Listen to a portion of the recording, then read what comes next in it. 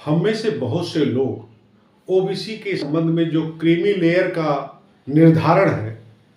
जिसकी वजह से ओबीसी अभ्यर्थियों को आरक्षण से बाहर किया जा सकता है, वो हमें जानना जरूरी है। ये आरक्षण व्यवस्था सामाजिक एवं शैक्षिक रूप से पिछड़े हुए लोगों के लिए लाई गई है। इसमें मंडल कमीशन बना था, जिसकी सिफारिश पर 27% आरक्षण पिछड़ों के लिए लागू है। नंबर एक बात बिल्कुल कंठस्थ कर लेने की जरूरत है कि जिनके माता पिता की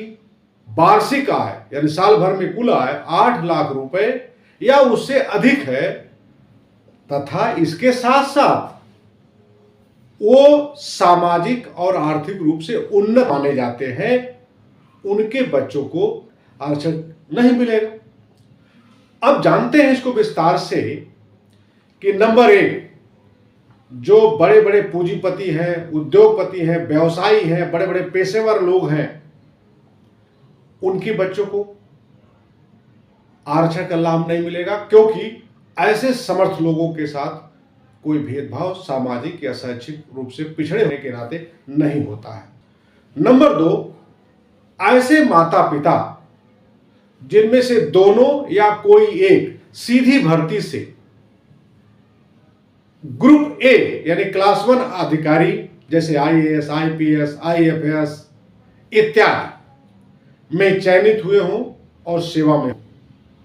तो ऐसे अधिकारियों के बच्चों को ओबीसी के आरक्षण का लाभ नहीं मिलेगा, वो क्रीमी लेयर की श्रेणी में आते हैं। इसके बाद नंबर 3 है ऐसे ग्रुप बी अधिकारी जो 40 वर्ष की उम्र से पहले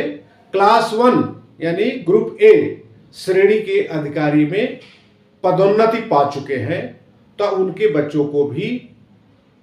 ओबीसी के 27% आरक्षण का लाभ नहीं मिलेगा, यानी वो क्रीमी लेयर में आते हैं। इसके अलावा नंबर 4, सशस्त्र सेना या सशस्त्र बलों के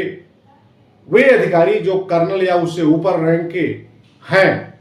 उनको भी क्रीमी लेयर की श्रेणी में माना जाएगा और उनके बच्चों को आरक्षण का लाभ नहीं मिलेगा। इसके